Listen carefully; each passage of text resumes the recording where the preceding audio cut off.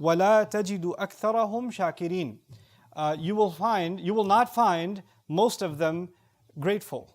You will not find most of them grateful. Now, this is an important phrase, and we have to see the guidance Allah Azza wa Jalla has embedded and infused inside of this phrase, and that's what this khutbah is dedicated to. Where I want to start, first and foremost, is the origin of the word. I translated shakirin as grateful. It comes from the word shukr, which can easily be translated as gratitude.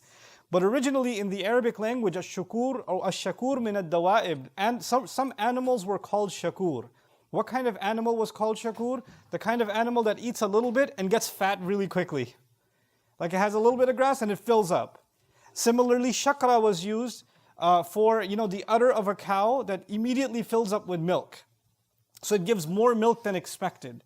And the idea behind the origin of the word shukr is actually something small with a little bit of good, and that good swells and enhances to the point where it starts coming out. It pours out. And from it, the Arabs developed a notion of gratitude, meaning shukr. And there are other words for gratitude in Arabic, but this particular word highlights when you're grateful over something that may seemingly be small, but its effects are many. So you don't dismiss something that's done for you, and you're actually appreciative of what's done for you or the good that you have in not just one way, in many ways. And it multiplies inside you. Not only does it multiply inside you, you would think gratitude is a feeling, but it's more than a feeling, because according to Hassan Jabal in his commentary on the origin of the word, he says, وَالشُّكْرُ يَزِيدُ عَنِ الرِّضَى. Not just being happy with what you have, not just being content with what we have. It's more than that. Now what's more than that? فِي مَعْنَى الظُّهُورِ, meaning just like the milk pours out, or just like the sheep shows that it's grown more, the same way when you have shukr in you, not only do you appreciate something, it actually results in you doing something. It comes out. Your mood has changed. Your behavior has changed. You've even verbalized how grateful you are. You've actually said thank you. A lot of times you have family members and your father says to you, you never thank me for anything. You don't appreciate anything you do. I do. And you say, yeah, I do. I appreciate what you do. Yeah, but you never said it. I have shukr. No, shukr doesn't mean you have it in your head. It has to come out. It has to be said and stated and displayed. One of the names of Allah is actually Shakir. One of the names of Allah. Why? He appreciates what little His slaves do and He does so much for them. So shukr is not just a feeling, it's actually behavior also that comes from that feeling. It's not just a sentiment and an emotion that stays buried inside, it manifests itself. So that's the first thing I wanted to get out of the way in this khutbah, is just some of the origins of the meaning of the word gratitude and appreciation, and how it's supposed to be something that overwhelms a person. It's a very powerful thought that grows and grows and grows and swells inside of you. Now, the devil's promise is, you will not find most of them with gratitude. They're not going to have shukr, human beings. The first thing I want you to think about in terms of this conversation is Allah told Shaitan, فَمَا يَكُونُ لَكَ أَن تَتَكَبَّرَ فِيهَا. When the devil refused to do sajda, when Shaitan refused to do sajda, Allah told him, you have no right, it's not right for you to be arrogant here. The problem of the devil was arrogance. And that's the reason he got kicked out. فَخْرُجْ إِنَّكَ مِنَ الصَّاغِرِينَ. Get out of here. He was expelled because he was arrogant. Now, because he's angry at humanity, you expect that he would turn back to Allah and say, well, you kicked me out of here because I'm arrogant. I'm going to prove to you that they're arrogant. So they don't deserve this place either. But instead of telling Allah, oh, you think I'm arrogant? Let me show you how arrogant they are. He said, you think I'm arrogant? Once I'm done attacking them, I will prove to you, not that they're arrogant, but they're not grateful. لَا تَجِدُ أَكْثَرَهُمْ شَاكِرِينَ. So it's a switch. The switch is, if the complaint against the devil is that he's arrogant, then he should prove that I'm not that different from these guys. Look, they're arrogant too. But no, he says, I will prove that they are ungrateful. What Quran has done so strategically and so wisely here is that's actually shown us something. The opposite of arrogance, we think the opposite of arrogance is humility in the dictionary. The opposite of arrogance is what? Humility. But in the Quran, the opposite of arrogance is gratitude. So Allah has taught us a new opposite, you see. And so what we're learning now is, it is impossible for a human being to be arrogant if they are grateful. And if they are grateful, there's no way arrogance will hurt them. And the fact that arrogance occurs that can only be a manifestation of a lack of shukr. If shukr was there, there's no way that would have happened. So that's the first important thing. When someone says, hey, at least I'm not arrogant, well, from the Quran's definition, don't just think about arrogance as someone who thinks very highly of themselves, or is full of themselves, or is mean towards others. You and I have to check ourselves, how grateful are we? Because if gratitude is missing, then arrogance is there. Because these are opposites in the Quran now. These have been placed against one another. The next thing that's important here, I kept telling you Shaitan comes from 4 directions. And now we're learning, if his attack is successful, what's the goal?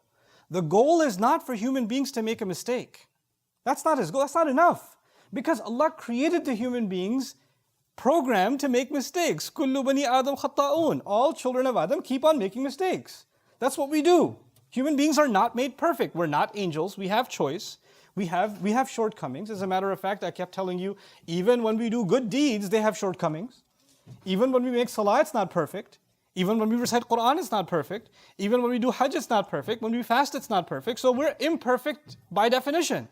So the fact that we have mistakes is no surprise. The devil's mission is not to get us to make a mistake.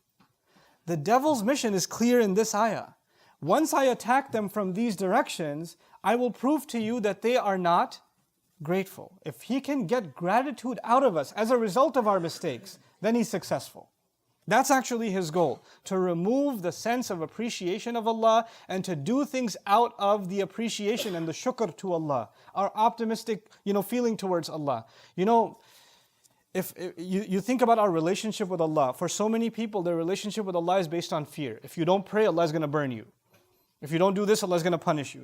Your first impulse of your relationship with the one who made you is that you should be afraid of Him. And though fear is a part of my relationship with Him, the most powerful force inside me that should make me do something for Allah, like pray, like eat halal, like do the right thing, like stay away from evil deeds, is actually gratitude. Allah has done so much for me, the least I can do is these few things.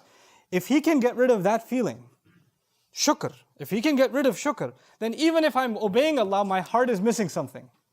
It's not going to have what it really, really needs to be able to carry on. It is out of a sense of gratitude that we are in obedience to Allah. Which is why Fatiha, that calls us to Allah's worship, Iyaka na'budu, begins with gratitude.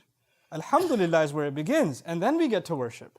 Because that sense of appreciation of Allah is what drives us more than anything else. But really what I wanted to spend the majority of this khutbah on is these attacks again, and how each of them, we can be protected from those attacks if we are grateful. Now let me phrase that another way. He said to Allah, I will attack them from 4 sides, and I'll prove to you that they're not grateful. In other words, if they were grateful, these attacks wouldn't have worked. If they're actually grateful, then the attacks will fail. If they have shukr, they're not going to succeed. So though I've given you long explanations of each of those directions, I'm going to walk you through each of them again briefly and describe to you in simple terms, how if we can remember to be grateful to Allah, we can actually protect ourselves from the waswasa of shaitan. When he comes from the front, he attacks you and me from the front, he tempts us from what we can have. You see something in front of you, you're tempted by it, the greed. And what comes from the front is also your future. You start thinking about your future or worried about your future. Is this going to happen or is that going to happen? And sometimes you start making bad decisions, decisions that Allah won't be happy with because you're concerned about your future.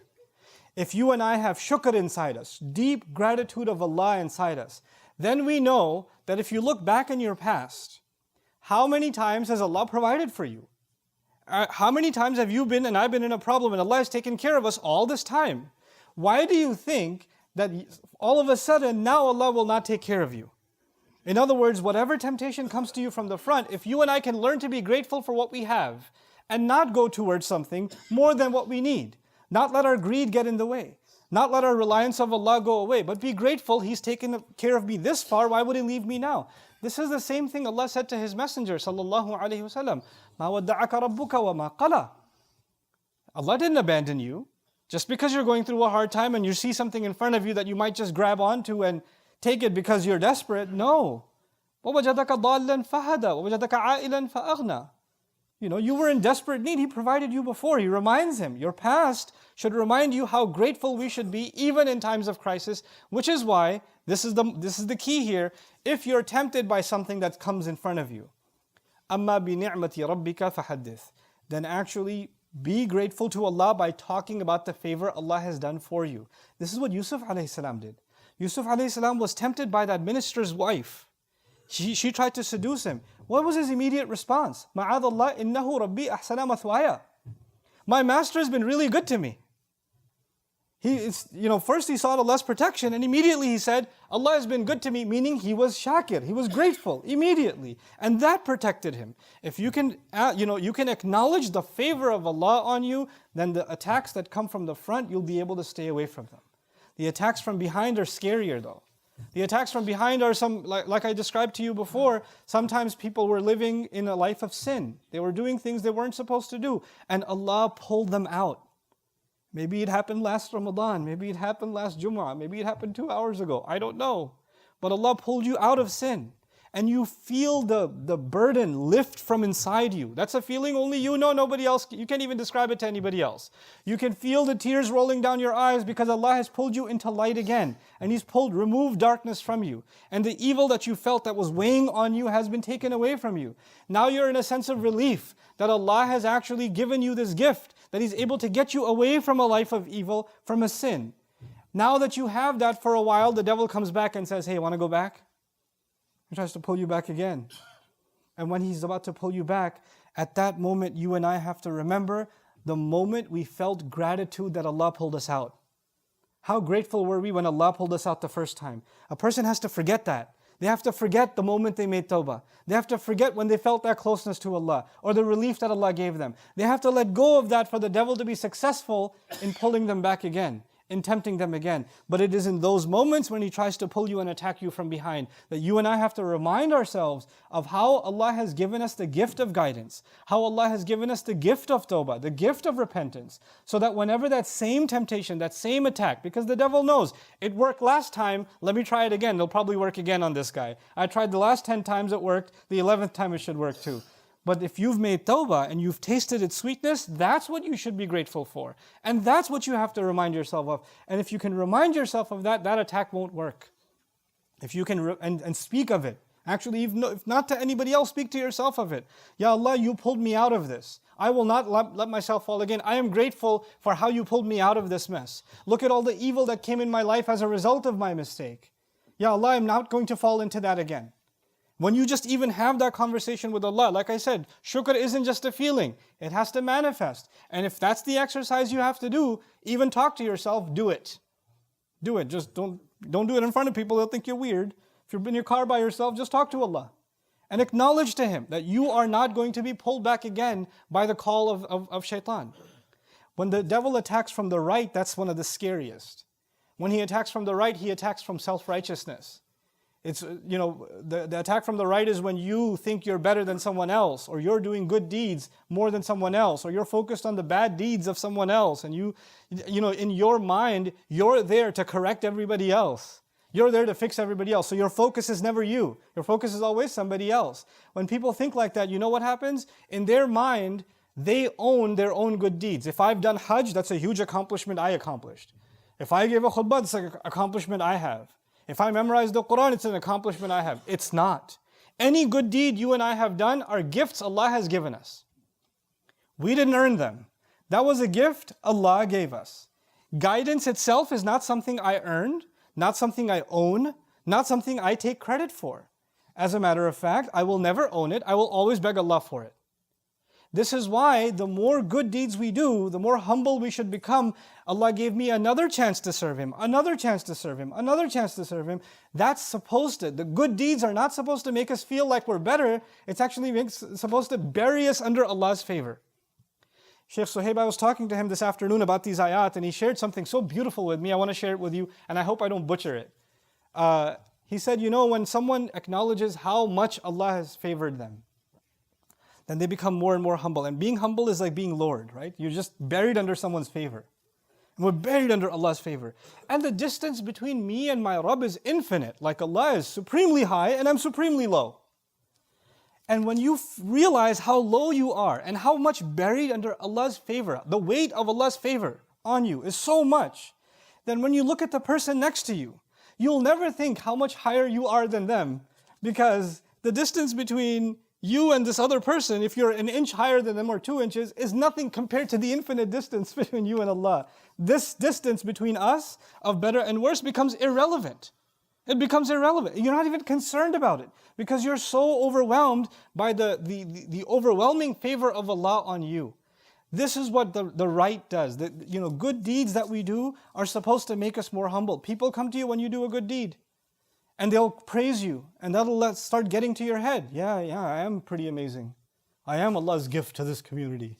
No, you're not.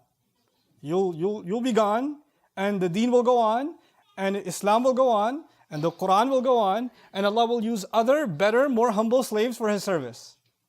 We are not an asset to Allah. We are not, we are honored to be able to serve Him, but we're not any better because we serve Him. As a matter of fact, you can't even think about that for yourself as opposed to other, even people that are not Muslim, that we're better than them. No, they're also children of Adam alayhi salam. We weren't made, ukhrijat minan nas, the best nation made, the best nation of the people. No, Allah said the best nation for the people, not of the people. We're not better than everyone else. We're better for everyone else. It's a complete difference, So this idea of, when you do engage in good deeds, then the devil comes in a sneaky kind of way, giving you a sense of lofty, self-importance. The way to be grateful to Allah. Every time you get a chance to do something good, thank Allah. Every time. And the gratitude, this litmus test that I have for myself, and I recommend for all of you, when you do something for somebody else, when you teach somebody else, when you give sadaqah to somebody else, when you help somebody else, somebody needed to move from their apartment, you helped them move furniture, somebody needed to learn some Quran, you taught them Quran, you did whatever service for other people, and they don't appreciate you. They don't remember what you did for them, and it makes you upset. You know what that means? There's still some devil inside left. When you did something for someone, you didn't do it for them. You did it for Allah. Allah recorded it, you should be happy. You're grateful that Allah gave you a chance to help. That's it. There's nothing more from you. You have no more expectations, not from people. You didn't do it for people. You did it for someone who's recorded it and he knows, and that's enough for me. I'm grateful that he recorded this good deed. If I said, oh man, I've got to prepare this khutbah, I hope people show up, or I give this speech, and 2 people show up. There's a hall of 1,000 and 2 people show up, and I'm upset, only 2 people came? What is this? The problem then is with me. Because if I'm doing it for a crowd, or if I'm doing it for recognition, then I'm no longer grateful to Allah. The fact that I got a chance to serve, the fact that I got a chance to share something, that Allah gave me that opportunity, I'm grateful for that. I can't let anything else get in my head. Everything else comes from Shaitan. So, وَلَا تَجِدُ أَكْثَرَهُمْ شَاكِرِينَ. And finally from the left, which is obvious, the left is when Shaitan calls you to haram. The left is when Shaitan calls you to things that are known evil. They are clearly disobedience to Allah. And when he's pulling you in that direction, the only thing that will protect you is when you become grateful for what is halal. When you become grateful for the fact that Allah did not, and Shaitan will come to you and tell you, I don't know, this Islam thing is so hard, everything's haram. Everything's forbidden, man, it's so restrictive. There's so many rules. There's so many fences everywhere. Can't do this, can't do that, can't do this. Can't have any fun in life. That's the devil talking to you. And let me tell you, Allah Azza wa Jal in this same surah said, وَجَعَلْنَا لَكُمْ فِيهَا مَعَايِشْ قَلِيلًا مَا تَشْكُرُونَ. Allah said, in this world, He put things for you to enjoy. How little you're grateful. Just like in Jannah, everything was halal except one tree. In this world, all kinds of good things are halal except a few things that are filthy. Allah said, stay away from them. But the devil tries to come and tell you, no, Islam says everything is haram, and you can't live your life if you follow Islam. No. That's a lie from the devil, making you ungrateful for the halal. So what that does is, the devil's job here is to make halal look ugly and the haram look beautiful. That's his job. His job is to make, I'll say that again, halal look ugly and the haram look beautiful. So what's he going to do? He's going to say, man, you got to drive all the way there to eat the halal food? There's a restaurant right here, just go here. In your head, you're like, halal is too hard, too far away. Then some young man is thinking about marriage, and his family comes and says, well, you got to have, the girl's family says you have to have this much money, you have to have a house, you have to have this, you have to have that. Then we have to invite our cousins from Pakistan and from Afghanistan and from all the istans that are there. And we have to have this many dishes and that. And he's like, oh, this halal is really hard. I could just, go on social media and find myself somebody to hang out with. So much easier, free too. No pressure, nobody needs to know. Shaitan's job is to make the gateway to haram easy and the doors to halal difficult. Don't become an instrument of shaitan by making the halal difficult. Don't become that. Don't make the halal difficult for yourself. Don't make the halal difficult for your family. Because if that happens, he's easily able to pull people to the left. I know many young men, I know many young women that regret that they're in haram relationships. They regret that. Why are they in that? Because their family doesn't want to get them married. Not old enough yet. Old enough to do haram. Old enough to follow shaitan. Old enough to do all kinds of sins and ruin your akhirah, but not old enough to get married. Or not wealthy enough to get married. Or your other sisters haven't gotten married yet, this is why we can't marry you off. Who came up with these rules? This is when the door to halal is closed and the door to haram is opened. And we can't do that to ourselves, because then we're just following into his footsteps. This is what it means when Allah Azza wa Jal let us know that the devil wants to prove that we will not be grateful. We should be grateful for the doors Allah has opened for us with the halal. We should be grateful that Allah has guided us away from things that are harmful for us. Anything that Allah made haram has to be harmful for us. That's the only reason it's haram. يُحَرِّمُ عَلَيْهِمُ الْخَبَائِثِ. He only made haram for you things that are filthy, that are actually hurtful for you. Just like you wouldn't eat filth. Just like you wouldn't consume filth. Just like you wouldn't bathe in filth. You can't engage in filth and not get sick, not get dirty, not get contaminated. That's the purpose of it. And we have to be grateful for that guidance that Allah Azza wa Jal has given us. I pray that Allah Azza wa Jal sincerely makes all of us grateful human beings. And that Allah Azza wa Jal strengthen the bond that we have with Him and with His Word, and give us the strength through His Word to be able to fight all kinds of whispers of the devil. Barakallahu li wa